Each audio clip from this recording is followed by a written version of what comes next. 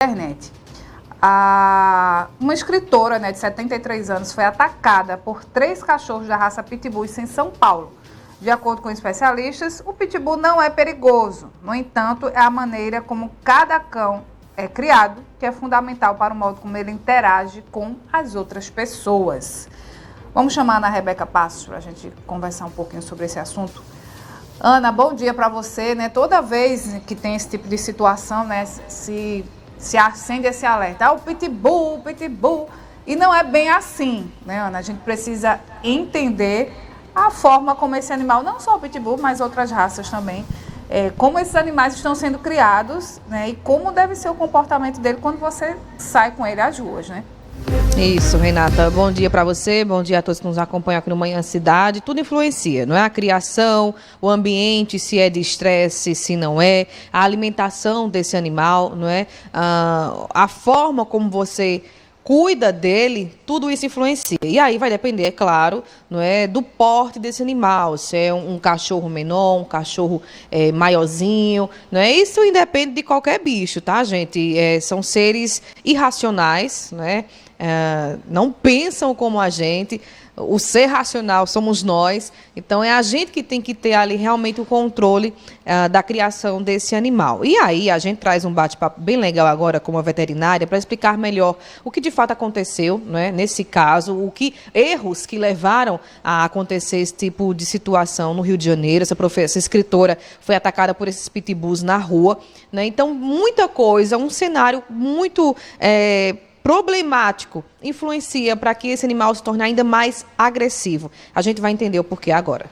A gente conversa agora com a Arielle Soares, que é veterinária. Arielle, bom dia, bem-vinda à Rádio Cidade. A gente cita aqui, não é, o caso de uma escritora que foi atacada por pitbulls no Rio de Janeiro. A gente queria falar um pouquinho sobre a questão de criação desses animais, não é? Muita gente já aponta a questão do pitbull por ser um animal um pouco mais agressivo. A criação de animais de grande porte e dessas raças pode contribuir para a agressividade desses animais? Arielle, bom dia, bem-vinda da Rádio Cidade.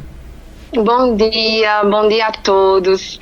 Veja, a gente sabe, que geneticamente algumas raças elas têm uma predisposição a uma maior agressividade. Só que existe a forma de criação, como você bem citou, que ela vale mais do que só essa parte genética, porque às vezes, mesmo que você tenha uma raça que geneticamente não tem essa predisposição, se você, dependendo da forma que você cria, ela pode ficar muito mais agressiva do que uma raça que já tenha essa predisposição, tá? Nesse caso aí, que a gente viu aí, sendo divulgado amplamente, a grande falha, na verdade, que a gente vê é essa questão, de fato, de deixar os animais tão livres, como é relatado na reportagem, Então você vê os animais saindo sem supervisão. Outro erro muito grave nessa questão de estar sem coleira, passeando sozinho. Então, para mim, são algumas falhas que poderiam, de fato, ter sido evitadas e evitar um acidente como esse, Uhum. Um animal, por exemplo, como esse, de grande porte, ou qualquer outro tipo de animal, precisa de uma atenção, Arielle, no quesito de... Ele precisa realmente de passear, se alimentar na hora correta, de uma brincadeira que possa ali interter esse animal. Tudo isso influencia? Tudo isso influencia. Então, os passeios supervisionados com o animal na guia, junto com o tutor ali, é importante, porque isso vai fazer com que o animal se divirta realmente, Os cães, eles gostam de passear, olhar a rua, comer uma graminha. Isso vai fazer com que haja uma maior qualidade de vida para ele, E, claro, a questão da atividade física. A gente pode fazer também a questão do enriquecimento ambiental, que são brincadeiras, para estimular a cognição. E ter mais liberação ali de endorfinas para esse animal, a boa alimentação com frequência correta, para esse animal não estar passando fome, porque a gente sabe que tem, infelizmente, a gente presencia alguns casos de pessoas que de fato não tem nem esse cuidado, essa preocupação com a questão da alimentação. Treinamento também, Então hoje existem profissionais no mercado que fazem o treinamento desses animais para realmente serem animais que obedeçam a comandos, que é o adestramento no caso, Uhum. Enfim, são algumas coisas que podem ser feitas para que a gente contribua para que esses animais eles tenham um temperamento, né, um comportamento mais amigável e mais saudável, sem tanta agressividade. Como, por exemplo, um ambiente que tem muito estresse, esse animal vai absorver, né? Isso, exatamente, com certeza. Então, todo um cuidado é preciso ser feito, né, para evitar que esses animais, para que aconteça esse tipo de situação. Por que acontece esse tipo de situação, Arielle, quando esse animal de grande porte enxerga alguém na rua e já vai para o ataque? Por que isso acontece? Olha, às vezes esse animal, ele tá ali preso, né? Passa tanto tempo preso, sem uma atenção, sem um cuidado, às vezes por algum motivo ele se sente ameaçado. Em sua grande maioria das vezes ele se sente ameaçado.